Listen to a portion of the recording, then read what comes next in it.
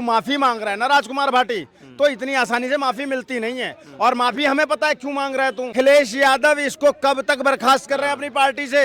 एक तरफ तुम पंडित जी की सारी बातें मान रहे हो, दूसरी तरफ तुम्हारा एक प्रवक्ता, मैं तो गुंडा बोलता हूं उसको। दूसरी बात, राजकुमार भाटी तेरा वक्त नजदीक आ गया है समाजवादी पार्टी से। समाजवादी पार्टी के प्रवक्ता राजकुमार भाटी ने तुलना वेश्याओं से कर दी है। हालांकि उन्होंने माफ़ी मांग ली है, लेकिन ब्राह्मण समाज के लोगों का कहना है कि माफ़ी से काम नहीं चलेगा। इंद्रेश द्विवेदी हमारे साथ मौजूद है, इनसे बात करते हैं। कैसे देख रहे हैं? राजकुमार भाटी पर आपने पहले भी बोला था, धमकी भी दी थी, लेकिन उसके बाद भी राजकुमार भाटी अब इस बार ब्राह्मणों की तुलना वो वेश्याओं से कर रहे हैं। देखो, जो लोग अपने बाप के नहीं हो सकते ना, वो किसी के नहीं हो सकते।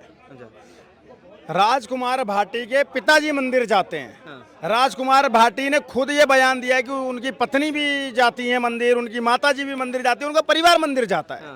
लेकिन पहले उन्होंने मंदिर पर विवादित टिप्पणी करी, उन्होंने जय श्री राम के नारे पर टिप्पणी विवादित करी, और अब उन्होंने ब्राह्मणों के ऊपर भी विवादित टिप्पणी करी। और सिर्फ ब्राह्मणों के ऊपर ही टिप्पणी नहीं करी है, उन्होंने गुर्जर समाज के ऊपर भी टिप्पणी करी है। वो जो मुहावरा बोल रहे थे, जो कहावत बोल रहे थे, उसमें उन्होंने गुर्जर समाज और यादव समाज का भी अपमान किया है और ब्राह्मण समाज का भी अपमान किया है। तो उसके बाद में आकर अगर तू माफी मांग रहा है ना राजकुमार भाटी, तो इतनी आसानी से माफी मिलती नहीं है। और माफी हमें पता है क्यों मांग रहा है तू, राजनीतिक लाभ के लिए मांग रहा है। माफी का कारण बता देता हूं आपको। बयान हो गया इसका, वहां पर कितनी बेशर्मी से हंस रहे थे ये लोग और तालियां भी बजी थी।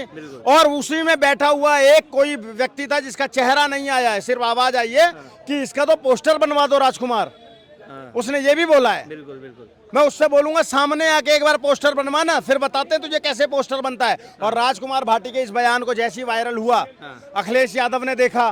अखिलेश यादव ने अभी कुछ 2 दिन पहले बोला था कि पंडित जी जो कहेंगे हम वो मानेंगे, पंडित जी जैसे कहेंगे हम वैसे करेंगे। तो अखिलेश यादव ने देखा कि ये राजकुमार भाटी क्या बोल रहा है। उन्होंने फोन करके, मैं बता रहा हूँ गुप्त सूत्रों से पता चला मेरे को, फोन करके राजकुमार भाटी को इतनी गालियां बकी है ना, और विशेष गालियां, मतलब भर भर के इतनी गालियां बकी हैं कि राजकुमार भाटी के कान से खून निकलने को हो गया था। इसलिए उसने आज माफी की वीडियो डाल दी कि मैं माफी मांगता हूं, और एक बार नहीं 4 बार माफी मांगी उसने वीडियो में। सवाल यही है कि अखिलेश यादव इसको कब तक बर्खास्त कर रहे हैं अपनी पार्टी से। एक तरफ तुम पंडित जी की सारी बातें मान रहे हो, दूसरी तरफ तुम्हारा एक प्रवक्ता, मैं तो गुंडा बोलता हूं उसको, क्योंकि वो मेरे राम का अपमान करता है, वो मेरे धर्म का अपमान करता है, वो मेरे समाज का अपमान करता है, तो मैं उसको गुंडा मानता हूं। वो बार बार इस तरीके से अपमान कर रहा है। कब तक झेला जाएगा ऐसे? सही बात है, कब तक झेला जाएगा? और आज बहुत जिम्मेदारी के साथ मैं अपने उन गुजर भाइयों से, क्योंकि मेरे बहुत सारे गुजर दोस्त हैं, मेरे दोस्त अधाना है, नागर है, डेढ़ा है, बैसला है, मेरे चौधरी हैं, मेरे बहुत सारे गुजर दोस्त हैं जो जय श्री राम का नारा गर्व से लेते हैं और गर्व से। सही बात है, ठीक है। तो मैं आज अपने उस गुजर समाज से, अपने उन भाइयों से एक निवेदन करता हूं। एक ब्राह्मण का निवेदन है कि राजकुमार भाटी को अगर कोई गुजर भाई मेरा मुंह तोड़ जवाब दे सकता है तो जरूर दे, मुझे उसकी वीडियो का इंतजार रहेगा। बिल्कुल बिल्कुल, ये मेरी अपील है अपने गुजर समाज से, अपने भाइयों से। पहली बात।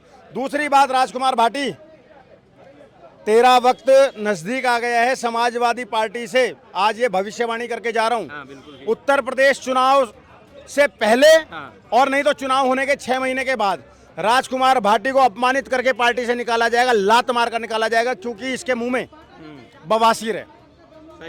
पता होता क्या है भाई साहब?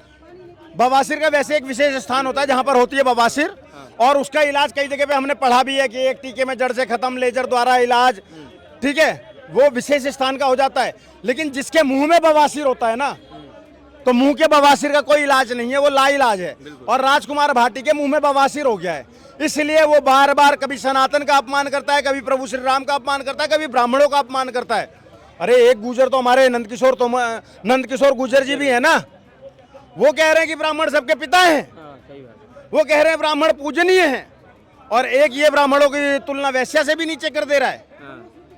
इससे पहले भी सोच कर देखिए, ये बहुत घटिया बयान था। इसकी माफी नहीं है, और समाजवादी पार्टी को इसका खामियाजा और अत्यधिक भुगतना पड़ जाएगा अगर राजकुमार भाटी पर कोई कार्यवाही नहीं की जाती है तो।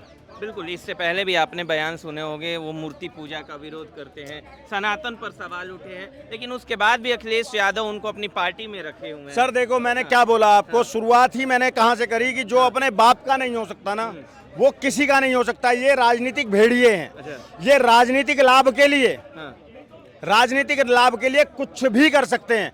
ये कोई पहली बार अपमान नहीं किया इसने ब्राह्मणों का, पहली बार अपमान नहीं किया है। मैं ऐसी 2 से 3 वीडियो और दिखा सकता हूं जहां पर इसने अपमान किया है ब्राह्मण समाज का, समझ गए।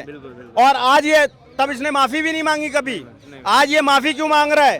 क्योंकि इसको पता चल चुका है कि श्रवण समाज एक हो चुका है, ब्राह्मण समाज एक हो चुका है, श्रवण समाज एक हो चुका है। आज उत्तर प्रदेश चुनाव में इनको नुकसान ना हो जाए, इसलिए अखिलेश यादव ने जब इसको गालियां बकी तब इसने माफी मांगी।